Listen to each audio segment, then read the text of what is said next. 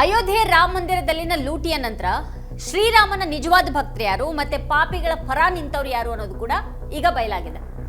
ಸರ್ಕಾರ ಎಫ್ಐಆರ್ ಇಲ್ಲದೆ ಎಸ್ಐಟಿಯನ್ನ ಘೋಷಿಸಿತು. ಅದಾದ ನಂತರ 8 ಜನರನ್ನ ಅರೆಸ್ಟ್ ಮಾಡಲಾಯಿತು. ಆದ್ರೆ ಕೋಟ್ಯಾಂತರ ರೂಪಾಯಿಗಳ ಲೂಟಿಯನ್ನ ವರ್ಷಗಳಿಂದಾನು ನಡೆಸಿದವರು ಈಗ ಬಂಧಿತರಾಗಿರುವಂತಹ ಕೆಳಮಟ್ಟದ ಉದ್ಯೋಗಿಗಳಲ್ಲ ಅನ್ನೋದು ಕೂಡ ಜನರಿಗೂ ಅರ್ಥ ಆಗಿದೆ. ಪೊಲೀಸರು ಮತ್ತೆ ಎಸ್ಐಟಿ ದೇವಾಲಯದ ಪ್ರಧಾನ ಕಾರ್ಯದರ್ಶಿ ಚಂಪತ್ ರಾಯ್ ಮತ್ತೆ ಟ್ರಸ್ಟಿ ಅನಿಲ್ ಮಿಶ್ರಾರನ್ನ ಪ್ರಶ್ನೆ ಮಾಡಿದ ನಂತರ ಇಬ್ರು ರಾಜೀನಾಮೆಯನ್ನ ನೀಡಿದ್ರು. ಆದ್ರೆ ಕರಸೇವಕರು ಮತ್ತೆ ಸನ್ಯಾಸಿಗಳು ಕಳ್ಳತನ ಮುಚ್ಚಿ ಹಾಕೋದಿಕ್ಕೆ ಪ್ರಯತ್ನ ಪಡಬೇಡಿ ಅಂತ ಹೇಳ್ತಾ ಇದ್ದಾರೆ. ಸತ್ಯ ಹೊರಗೆ ಬರಲೇಬೇಕು ಅನ್ನುವಂಥ ಒಂದು ಒತ್ತಾಯ ಬಲಗೊಳ್ತಾ ಇದೆ ಈಗ. ಆದ್ರೆ ಪ್ರಧಾನಿ ಮೋದಿ ಮಾತ್ರ ಈ ವಿಷಯದಲ್ಲೂ ಕೂಡ ಮೌನವಾಗಿದ್ದಾರೆ. ಹಿಂದೂ ಧರ್ಮದ ರಕ್ಷಕ ಅಂತ ಹೇಳ್ಕೊಳ್ಳುವಂತಹ RSS ಈಗ ತನ್ನನ್ನ ತಾನು ರಕ್ಷಣೆ ಮಾಡಿಕೊಳ್ಳುವಲ್ಲಿ ತೊಡಗಿದೆ. ಇನ್ನು ಈ ನಡುವೆ ಅಯೋಧ್ಯ ಬಾರ್ ಅಸೋಸಿಯೇಷನ್ ಈ ಒಂದು ವಿಷಯವನ್ನ ಕೈಗೆತ್ತಿಕೊಂಡಿದೆ. ಚಂಪತ್ ರಾಯ್ ಮತ್ತೆ ಅನಿಲ್ ಮಿಶ್ರಾ ವಿರುದ್ಧ ಎಫ್ಐಆರ್ ಅನ್ನ ದಾಖಲಿಸೋದಕ್ಕೆ ಅವರು ಪೊಲೀಸ್ ಠಾಣೆಗೆ ಬಂದ್ರು. ಮಾತ್ರ ಅಲ್ಲದೇನೆ ಮಂದಿರ ಲೂಟಿಯಲ್ಲಿ ಭಾಗಿಯಾಗಿರುವಂತಹ ಆರೋಪಿಗಳ ಪರ ಕೋರ್ಟ್ ನಲ್ಲಿ ವಾದ ಮಾಡೋದಕ್ಕೆ ಬಾರ್ ಅಸೋಸಿಯೇಷನ್ ನಿರಾಕರಿಸಿದೆ. RSS ತನ್ನ 100ನೇ ವಾರ್ಷಿಕೋತ್ಸವದ ಹೊತ್ತಿನಲ್ಲಿ ಇದಕ್ಕಿಂತನೂ ಕೆಟ್ಟ ದಿನಗಳನ್ನ ನೋಡೋದಿಕ್ಕೆ ಸಾಧ್ಯ ಇಲ್ಲ ಅಂತಾನೆ ಹೇಳಬಹುದು. ಮಂದಿರದಲ್ಲಿ ಅಪಾರ ಪ್ರಮಾಣದ ಸಂಪತ್ತಿದೆ ಅಂತ RSS ಅರ್ಥಕೊಂಡಿದೆ. ಇನ್ನು ಬಾಬರಿ ಮಸೀದಿ ಧ್ವಂಸ ಪ್ರಕರಣದ ಪ್ರಮುಖ ಆರೋಪಿ ಹಾಗೂ ಮಾಜಿ ಕರಸೇವಕ ಸಂತೋಷ್ ದುಬೆ ಅವರು RSS ನಾಯಕರ ವಿರುದ್ಧ ಈಗ ನೇರವಾಗಿನೇ ವಾಗ್ದಾಳಿ ನಡೆಸಿದ್ದಾರೆ. ನನ್ನ ಸ್ನೇಹಿತರೆ, ಈ ಲೂಟಿ ಹೊಸದೇನಲ್ಲ. ಇಂಥ ಲೂಟಿ ಡಿಸೆಂಬರ್ 6, 1992 ಕೂಡ ನಡೆದಿತ್ತು. ಅವತ್ತು ಕರಸೇವಕರ ಮೇಲೆ ಗುಂಡು ಹಾರಿಸೋದಕ್ಕೆ ಆದೇಶವನ್ನ ನೀಡಲಾಗಿತ್ತು. ಆದ್ರೆ ಈಗ ಅದೇ ಜನರು ಅಲ್ಲಿನೇ ಕುಳಿತುಕೊಂಡು ದೇವಾಲಯದ ನಿರ್ಮಾಣವನ್ನ ನೋಡ್ಕೊಳ್ತಾ ಇದ್ದಾರೆ. ನಾನು ಬಾಯ್ ಬಿಟ್ರೆ ಪ್ರತಿಯೊಬ್ಬರ ಅಸಲಿಯತ್ತು ಬಯಲಾಗುತ್ತೆ ಅಂತ ಸಂತೋಷ್ ದುಬೆ ಹೇಳಿದ್ದಾರೆ. यहाँ से 1 किलोमीटर दूर बड़े बड़े सूरमा भोपाली जलाए जाते हैं, वैसे ही ये अपराधी जलकर मिट जाएं, नष्ट हो जाएं, यही प्रार्थना करने हम आए थे, यही प्रार्थना करके जा रहे हैं. RSS ದುರಾಸೆಯ ಮತ್ತೆ ಪಾಪಿಗಳ ಸೈನ್ಯ ಅಂತ ಕಾಂಗ್ರೆಸ್ ಹೇಳಿದೆ. ಇಲ್ಲಿಯವರೆಗೆ ಹಿಂದೂಗಳಿಗೆ ಒಂದು ನಂಬಿಕೆ ಇತ್ತು, ಮೋದಿ ಸರ್ಕಾರ ದೇಶವನ್ನ ಚೆನ್ನಾಗಿ ನಡೆಸದೇ ಇದ್ರೂ ಪರವಾಗಿಲ್ಲ, ಕನಿಷ್ಠ ಪಕ್ಷ ರಾಮ ಮಂದಿರ ನಿರ್ವಹಣೆ ಪ್ರಾಮಾಣಿಕ ಮತ್ತೆ ಪಾರದರ್ಶಕವಾಗಿರುತ್ತೆ ಅಂತ ಜನ ನಂಬಿದ್ರು. ಈಗ ಆ ನಂಬಿಕೆಯು ಕೂಡ ಹೊರಟು ಹೋದಾಗಿದೆ ಅಂತ ಕಾಂಗ್ರೆಸ್ ಹೇಳಿದೆ. How does that help? Several of our leaders have gone there. Some of them have even donated there. So I don't understand this question. How does it help the ongoing problem in the Ayodhya temple's trust? It has nothing to do with the Congress. It has nothing to do with any other party or any other individual. It is BJP and RSS project. And in this project, there is dacoity happening.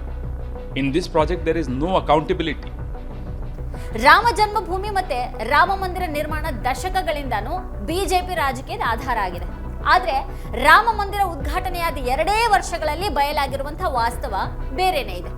ಒಂದು ಕಡೆಗೆ ಈ ಜನ ರಾಮನನ್ನು ಕೂಡ ಬಿಡ್ಲಿಲ್ಲ ಅಂತ ನಿಜವಾದ ಹಿಂದೂಗಳು ನೊಂದಿದ್ದಾರೆ. ಮತ್ತೊಂದು ಕಡೆಗೆ ಬಿಜೆಪಿ ಮತ್ತೆ RSS ನಡುವೆ ಬಿರುಕು ಕೂಡ ಗೋಚರಿಸ್ತಾ ಇದೆ. ರಾಮ ಮಂದಿರ ಲೂಟಿಯ ಬಗ್ಗೆ ಬಿಜೆಪಿಗೆ ತಿಳಿದೇ ಇರಲಿಲ್ವಾ ಅಥವಾ ಲೂಟಿಯಲ್ಲಿ ಅದಕ್ಕೂ ಕೂಡ ಒಂದಿಷ್ಟು ಪಾಲ್ ಸಿಗ್ತಾ ಇತ್ತಾ ಅನ್ನುವಂಥ ಒಂದು ಪ್ರಶ್ನೆಯನ್ನ ಎತ್ತಲಾಗ್ತಾ ಇದೆ. ಈಗ ಅವೆರಡರಲ್ಲಿ ಯಾವ್ದು ಹೌದಂದ್ರೂ ಕೂಡ ಅದು ಅತ್ಯಂತ ಮುಜುಗರದ ಸಂಗತಿ. ಹಾಗಾಗಿನೇ ಬಿಜೆಪಿ ಮತ್ತೆ RSS ನ ಉನ್ನತ ನಾಯಕತ್ವದ ಬಗ್ಗೆ ಮೋದಿ ಮತ್ತೆ ಮೋಹನ್ ಭಾಗವತ್ ಬಗ್ಗೆ ಈಗ ಪ್ರಶ್ನೆಗಳನ್ನ ಎತ್ತಲಾಗ್ತಾ ಇದೆ. ಬಿಜೆಪಿ ರಾಮ ಮಂದಿರವನ್ನ ಮತ ಕೇಳೋದಿಕ್ಕೆ ಬಳಸೋದ್ರ ಜೊತೆಗೇನೆ ಹಣ ತರುವಂತ ಒಂದು ಯಂತ್ರವನ್ನಾಗಿ ಪರಿವರ್ತಿಸಿದ್ಯಾ ಅನ್ನುವಂಥ ಅನುಮಾನಗಳು ಕೂಡ ಎದ್ದಿವೆ. ಈಗ ಬಂಧಿತ 8 ಜನರಲ್ಲಿ ಅವಿನಾಶ ಶುಕ್ಲಾ ಕದ್ದ ಹಣವನ್ನ ಮೊದಲು ಶೌಚಾಲಯಗಳಲ್ಲಿ ಬಚ್ಚಿಟ್ಟು ನಂತರ ಹೊರ ತೆಗೆದಿರೋದಾಗಿ ಬಾಯ್ಬಿಟ್ಟಿರೋದು ವರದಿಯಾಗಿದೆ. ಮೂಲಗಳ ಪ್ರಕಾರ ದೇಣಿಗೆ ಎಣಿಕೆ ಕೊಠಡಿಯ ಕೀಲಿಗಳಲ್ಲಿ ಒಂದು ಟಿನ್ನು ಯಾದವ್ ಬಳಿ ಇತ್ತು, ಬ್ಯಾಂಕ್ ನೌಕರರ ಬಳಿ 2ನೇ ಕೀಲಿ ಇತ್ತು. ಹಲವಾರು ಜನರ ಸಂಘಟಿತ ಪ್ರಯತ್ನದ ಮೂಲಕ ಈ ಕಳ್ಳತನ ನಡೆದಿದೆ ಅಂತ ಶುಕ್ಲಾ ಹೇಳಿರೋದು ವರದಿಯಾಗಿದೆ. ಒಬ್ಬ ವ್ಯಕ್ತಿ ಹಣವನ್ನ ತೆಗೆದುಕೊಳ್ತಾ ಇದ್ದ, ಮತ್ತೆ ಇತರರು ಅವನ ಸುತ್ತಲೂ ರಕ್ಷಣೆಗಿರ್ತಾ ಇದ್ರು. ಪೊಲೀಸರು ಶುಕ್ಲಾ ಅಡಗಿಸಿಟ್ಟಂತಹ ಜಾಗಗಳ ಪೈಕಿ ಒಂದರಲ್ಲಿ 4 ಪೆಟ್ಟಿಗೆಗಳಿಂದ ಹಣವನ್ನ ವಶಪಡಿಸಿಕೊಂಡಿದ್ದಾರೆ.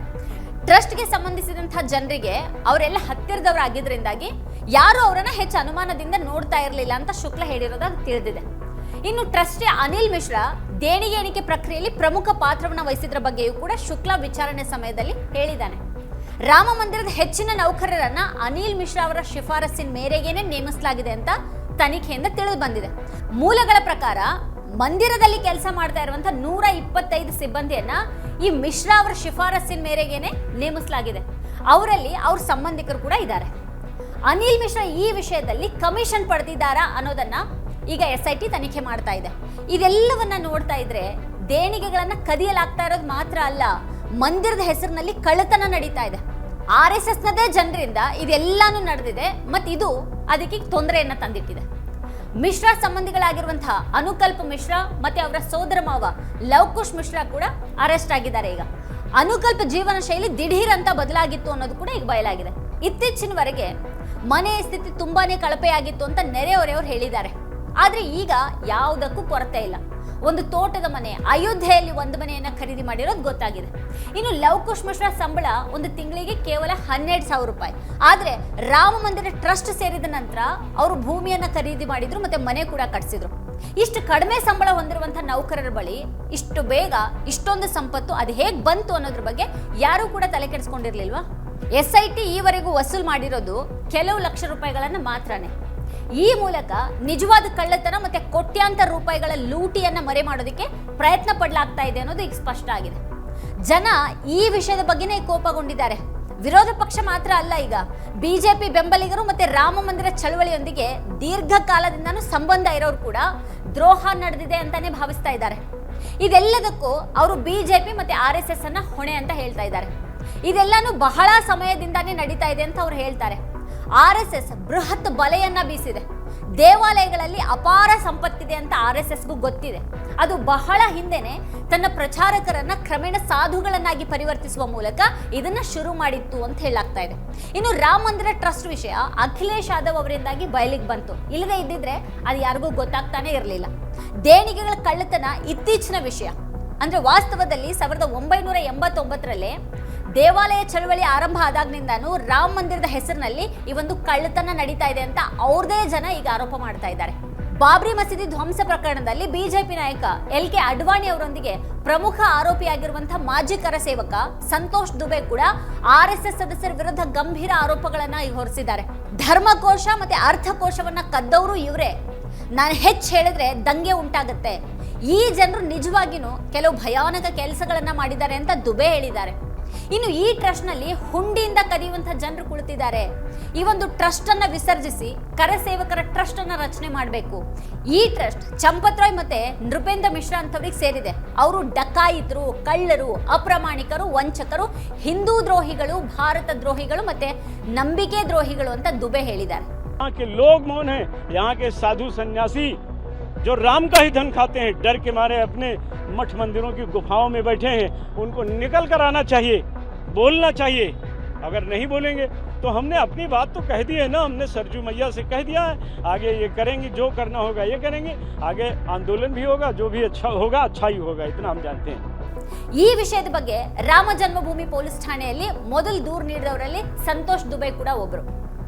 ಇನ್ನು ಇದೆಲ್ಲದರ ನಡುವೆ ಸ್ವಾಮಿ ಅವಿಮುಕ್ತೇಶ್ವರಾನಂದ ಸರಸ್ವತಿ ಅವರು ಸಂಘದ ಎಲ್ಲಾ ಕಾವಲುಗಾರರಿಗೆ ಒಂದು ನಿರ್ಣಾಯಕ ಪ್ರಶ್ನೆಯನ್ನ ಕೇಳಿದ್ದಾರೆ. ನೀವು ಕಾವಲಿನಲ್ಲಿರುವಾಗ ಕಳ್ಳತನ ಅದು ಹೇಗೆ ನಡೀತಾ ಇದೆ ಅಂತ ಮೈಬಿ ಚೌಕಿದಾರ್ ಅನ್ನುವಂಥ ಒಂದು DPಯನ್ನ ಬಳಸಿದಂತ ಎಲ್ಲರಿಗೂ ಕೂಡ ಪ್ರಶ್ನೆ ಮಾಡಿದ್ದಾರೆ. ಕಾಂಗ್ರೆಸ್ ಕೂಡ ಸಂಘದ ಜನರಲ್ಲಿ ಮೇಲಿನಿಂದ ಕೆಳಗಿನವರವರೆಗೂ ಎಲ್ಲರೂ ಕಾಣಿಕೆ ಕಳ್ಳತನದ ಪ್ರಕರಣದಲ್ಲಿ ಭಾಗಿಯಾಗಿದ್ದಾರೆ ಅಂತ ಆರೋಪ ಮಾಡಿದೆ. RSS ದುರಾಸೆ ಮತ್ತೆ ಪಾಪಿಗಳ ಸೈನ್ಯ ಅವರೆಲ್ಲರೂ ಮಂದಿರದ ಕಾಣಿಕೆಗಳನ್ನ ಕದಿಯುವಂತ ಪಾಪದಲ್ಲಿ ಮುಳುಗಿದ್ದಾರೆ.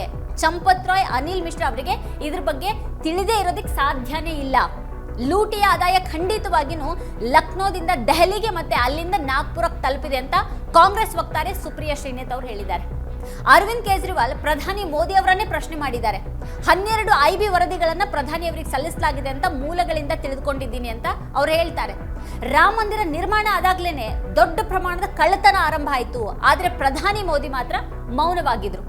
ಧೃತರಾಷ್ಟ್ರನಂತೆ ಕಣ್ಣುಗಳಿಗೆ ಬಟ್ಟೆಯನ್ನ ಕಟ್ಕೊಂಡು ಕುಳಿತಿದ್ರು ಅಂತ ಹೇಳಿದ್ದಾರೆ. ಇವೆಲ್ಲಾನು ರಾಜಕೀಯ ಆರೋಪ ಅಂತ ಬದಿಗಿಟ್ರು ಕೂಡ ಈಗ ಅಯೋಧ್ಯೆಯ ನಿವಾಸಿಗಳು ಮತ್ತೆ ರಾಮ ಮಂದಿರದೊಂದಿಗೆ ಸಂಬಂಧವನ್ನ ಹೊಂದಿರೋರು ಕೂಡ ಅಂಥದ್ದೇ ಆರೋಪಗಳನ್ನ ಮಾಡ್ತಾ ಇದ್ದಾರೆ.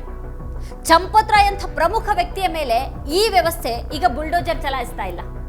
ಯಾಕೆ ಅವ್ರ ವಿರುದ್ಧ ಯಾವುದೇ ಕಠಿಣ ಕ್ರಮವನ್ನ ಕೈಗೊಳ್ತಾ ಇಲ್ಲ? ಚಂಪತ್ ರಾಯ್ ಬಳಿ ಏನಾದ್ರೂ ರಹಸ್ಯ ಇದೆಯಾ? ಚಂಪತ್ ರಾಯ್ ಪಾತ್ರದ ಬಗ್ಗೆ ಹಲವು ಪ್ರಶ್ನೆಗಳನ್ನ ಎತ್ತಲಾಗ್ತಾ ಇದೆ. ಇನ್ನು ಈ ನಡುವೆ ಅಯೋಧ್ಯೆ ಬಾರ್ ಅಸೋಸಿಯೇಷನ್ನ ಕೆಲ ವಕೀಲರು ಟ್ರಸ್ಟ್ನ ಹಿರಿಯ ಸದಸ್ಯರ ವಿರುದ್ಧ ಕ್ರಮವನ್ನ ಕೈಗೊಳ್ಳುವಂತೆ ಆಗ್ರಹಿಸಿದ್ದಾರೆ. ರಾಮನ ಹೆಸರಿನಲ್ಲಿ ಗಂಭೀರ ಪಾಪ ನಡೆದಿರುವಾಗ ಜನರನ್ನ ಬೆದರಿಸಿ ಮೌನಗೊಳಿಸೋದಿಕ್ಕೆ ಅಥವಾ ಅವ್ರ ಗಮನವನ್ನ ಬೇರೆ ಕಡೆಗೆ ಸೆಳೆಯೋದಿಕ್ಕೆ ಸಾಧ್ಯವಾಗುತ್ತಾ ಅನ್ನೋ ಒಂದು ಪ್ರಶ್ನೆ ಹೇಳುತ್ತೆ. ಈಗ ಮೋದಿ ಮೌನದ ಬಗ್ಗೆಯೂ ಕೂಡ ಪ್ರಶ್ನೆ ಎದ್ದಿದೆ. ಮಂದಿರದ ಪ್ರಾಣ ಪ್ರತಿಷ್ಠಾಪನಾ ಸಮಾರಂಭದಲ್ಲಿ ಮಿಂಚಿದ್ದಂತಹ ಮೋದಿ ಈಗ ಬಿಕ್ಕಟ್ಟಿನ ಸಮಯದಲ್ಲಿ ಮೌನ ವಹಿಸಿರೋದ್ರ ಬಗ್ಗೆ ಪ್ರಶ್ನೆ ಇದೆ. ಸಂತರು, ಭಕ್ತರು, ಬಿಜೆಪಿ ಮತ್ತೆ RSSಗೆ ಸಂಬಂಧಪಟ್ಟಂತಹ ಜನರು ಮತ್ತೆ ವಿರೋಧ ಪಕ್ಷಗಳು ಎಲ್ಲರೂ ಕೂಡ ಈ ಒಂದು ಇಡೀ ವ್ಯವಸ್ಥೆನ ಪ್ರಶ್ನೆ ಮಾಡ್ತಾ ಇದ್ದಾರೆ. ಮೋದಿ ಸರ್ಕಾರ ಈ ವಿಷಯವನ್ನ ಮುಚ್ಚಾಕೋದಕ್ಕೆ ಪ್ರಯತ್ನ ಪಡ್ತಿದೆ ಅಂತ ಆರೋಪ ಮಾಡ್ತಾ ಇದ್ದಾರೆ. ನಿಜವಾದ ಅಪರಾಧಿಗಳು ಕಿರಿಯ ಉದ್ಯೋಗಿಗಳನ್ನ ಬಲಿಪಶುಗಳನ್ನಾಗಿ ಮಾಡ್ತಾ ಇದ್ದಾರೆ ಅಂತಾನೆ ಹೆಚ್ಚಿನ ಜನ ಭಾವಿಸ್ತಾರೆ. ಚಂಪತ್ ರಾಯ್, ಗೋವಿಂದ ದೇವಗಿರಿ ಮತ್ತೆ ಅನಿಲ್ ಮಿಶ್ರಾ ಈ ಮೂವರ ಹೆಸರುಗಳು FIR ನಲ್ಲಿ ಕಾಣಿಸ್ಕೊಳ್ಬೇಕಾಗಿತ್ತು ಅಂತ ಸ್ವಾಮಿ ಅವಿಮುಕ್ತೇಶ್ವರಾನಂದ ಸರಸ್ವತಿ ಅವರು ಹೇಳಿದ್ದಾರೆ. AIMIMನ OIC ಕೂಡ ವ್ಯಂಗ್ಯವಾಡಿದ್ದಾರೆ. ಟ್ರಸ್ಟ್ ನಲ್ಲಿ ಏನಾದ್ರೂ ಮುಸ್ಲಿಂ ಇದ್ದಿದ್ರೆ ಯಾವುದೇ ಸಮಸ್ಯೆ ಇರ್ತಾ ಇರಲಿಲ್ಲ. ಈಗ ಬುಲ್ಡೋಸರ್ ಬಳಸಲಾಗ್ತಾ ಇತ್ತು ಮತ್ತೆ ಎನ್ಕೌಂಟರ್ ನಡೀತಾ ಇತ್ತು ಅಂತ ಹೇಳಿದ್ದಾರೆ. ಇದೆಲ್ಲದರ ನಡುವೆ ಸರ್ಕಾರ ಈ ಒಂದು ವಿಷಯವನ್ನ ನಿಗ್ರಹಿಸುವಂತಹ ಪ್ರಯತ್ನದಲ್ಲಿ ಪತ್ರಕರ್ತರು ಮತ್ತೆ ರಾಜಕಾರಣಿಗಳನ್ನ ದೇವಾಲಯದಿಂದ ದೂರ ಇಡೋದಕ್ಕೆ ಪ್ರಯತ್ನ ಪಡ್ತಾ ಇದೆ. ಅಯೋಧ್ಯೆಗೆ ಭೇಟಿ ನೀಡೋದಕ್ಕೆ ಮುಂದಾಗಿದ್ದಂತ ಕಾಂಗ್ರೆಸ್ ನಾಯಕರನ್ನ ಕೂಡ UP ಸರ್ಕಾರ ತಡೀತು. ಯಾಕೆ ಹೀಗೆ ಮರೆಮಾಚಲಾಗ್ತಾ ಇದೆ? ಹಿಂದೂ ಧರ್ಮಕ್ಕೆ ಒಂದು ಸಣ್ಣ ಅವಮಾನ ಆದ್ರೂ ಜಗಳ ಮಾಡ್ತಾ ಇದ್ದವರು ಈಗ ಇಂಥ ದೊಡ್ಡ ಘಟನೆ ಬಗ್ಗೆ ಯಾಕೆ ಮೌನವಾಗಿದ್ದಾರೆ? ಸತ್ಯ ಏನು ಅಂತ ಅಂದ್ರೆ, ಸರ್ಕಾರದ ನೆರಳಲ್ಲಿರೋರನ್ನ ಹೊರತುಪಡಿಸಿ ದೇಶಾದ್ಯಂತ ಎಲ್ಲರೂ ಕೂಡ ಇದನ್ನ ಪ್ರಶ್ನೆ ಮಾಡ್ತಾ ಇದ್ದಾರೆ. ಕೋಟ್ಯಾಂತರ ಮೌಲ್ಯದ ಕಾಣಿಕೆಗಳು ಅದು ಎಲ್ಲಿಗೆ ಹೋದ್ವು, ಅದನ್ನ ಯಾರು ನುಂಗ್ ಹಾಕಿದ್ರು ಅನ್ನೋದೇ ಅವ್ರ ಪ್ರಶ್ನೆ ಆಗಿದೆ. ಸತ್ಯ ಬೆಳಕಿಗೆ ಬರದೇ ಇರೋ ಹಾಗೆ ಸರ್ಕಾರ ಮತ್ತೆ ದೇವಾಲಯದ ಆಡಳಿತ ಮಂಡಳಿ ಯಾಕೆ ಪ್ರಯತ್ನ ಪಡ್ತಾ ಇದೆ ಅನ್ನೋದು ಕೂಡ ಅವ್ರ ಆಕ್ರೋಶ ಆಗಿದೆ. ರಾಮ ಮಂದಿರದಲ್ಲಿ ಕಳ್ಳತನ ನಡೀತಾ ಇದ್ರೆ ಮೊದಲೇ ಯಾಕೆ ದೂರನ್ನ ದಾಖಲಿಸಲಿಲ್ಲ? ಮೊದಲೇ ಯಾಕೆ ಕ್ರಮವನ್ನ ಕೈಗೊಳ್ಳಿಲ್ಲ? ಇಷ್ಟು ದೊಡ್ಡ ವಿಷಯವನ್ನ ಮುಚ್ಚಿಡೋದಕ್ಕೆ ಯಾಕೆ ಪ್ರಯತ್ನಿಸಲಾಯಿತು? ಮತ್ತೆ ಸತ್ಯವನ್ನ ಇನ್ನೂ ಕೂಡ ಮರೆಮಾಚೋದಕ್ಕೆ ಪ್ರಯತ್ನ ಪಡ್ಲಾಗ್ತಾ ಇದೆಯಾ? ಈ ರೀತಿ ಇನ್ನು ಮುಗಿಯದಷ್ಟು ಪ್ರಶ್ನೆಗಳಿವೆ. ರಾಮ ಮತ್ತೆ ರಾಮ ಮಂದಿರದ ಹೆಸರಿನಲ್ಲಿ ಮತಗಳನ್ನ ಕೇಳಿ ಗೆದ್ದವರು ಈಗ ಅದೇ ರಾಮ ಮಂದಿರವನ್ನ ಅವ್ರದೇ ಜನ ಲೂಟಿಗೈದಿರುವಾಗ ಮಾತಾಡ್ತಾ ಇಲ್ಲ. ವೀಕ್ಷಕರೇ, ಈ ಕುರಿತು ನಿಮ್ಗೇನು ಅನ್ಸುತ್ತೆ, ಏನು ಅಭಿಪ್ರಾಯ ಇದೆ ಅದನ್ನ ವಿಡಿಯೋ ಕೆಳಗಡೆ ಕಮೆಂಟ್ ಮಾಡಿ ನಮಗೆ ತಿಳಿಸಿ. ಇದೇ ಹೊತ್ತಿನ ಸ್ಪೆಷಲ್ ನೋಡ್ತಾ ಇರಿ ವಾರ್ತಾಭಾರತಿ. ನೀವಿನ್ನೂ ವಾರ್ತಾಭಾರತಿ ಯೂಟ್ಯೂಬ್ ಚಾನಲ್ ಅನ್ನ ಸಬ್ಸ್ಕ್ರೈಬ್ ಮಾಡಿಲ್ಲ ಅನ್ನೋದಾದ್ರೆ ಈ ಕೂಡಲೇ ಸಬ್ಸ್ಕ್ರೈಬ್ ಮಾಡಿ, ಹಾಗೆ ಪಕ್ಕದಲ್ಲೇ ಇರುವಂತಹ ಬೆಲ್ ಐಕಾನ್ ಪ್ರೆಸ್ ಮಾಡಿ ನಮ್ಮನ್ನ ಪ್ರೋತ್ಸಾಹಿಸಿ. ನಮ್ಮ ಕಾರ್ಯಕ್ರಮಗಳನ್ನ ನೀವು ನೋಡ್ತಾ ಇದ್ರೆ ನಮ್ಮ ಚಾನೆಲ್ ಅನ್ನ ಸಬ್ಸ್ಕ್ರೈಬ್ ಮಾಡಿ, ಪಕ್ಕದ ಬೆಲ್ ಐಕಾನ್ ಒತ್ತಿ ನಮ್ಮನ್ನ ಬೆಂಬಲಿಸಿ. ಹಾಗೆ ನಮ್ಮ ಕಾರ್ಯಕ್ರಮಗಳನ್ನ ಲೈಕ್ ಮಾಡಿ, ಕಮೆಂಟ್ ಮಾಡಿ, ಅದನ್ನ ಬೇರೆಯವರಿಗೂ ವಾಟ್ಸ್ಆಪ್ ಮೂಲಕ ಶೇರ್ ಮಾಡಿ. ನೀವು ಹೀಗೆ ಮಾಡಿದಾಗ ನಮ್ಮ ಚಾನೆಲ್ ಇನ್ನಷ್ಟು ಮತ್ತಷ್ಟು ಜನರಿಗೆ ತಲುಪಲು ನೀವು ನಮ್ಮೊಂದಿಗೆ ಸಹಕರಿಸಿದ ಹಾಗಾಗುತ್ತೆ. ಇದು ನೀವು ಯಾವುದೇ ಖರ್ಚಿಲ್ಲದೆ ಕೆಲವೇ ಸೆಕೆಂಡುಗಳಲ್ಲಿ ನೀಡಬಹುದಾದ ಸಹಕಾರ. ಧನ್ಯವಾದಗಳು.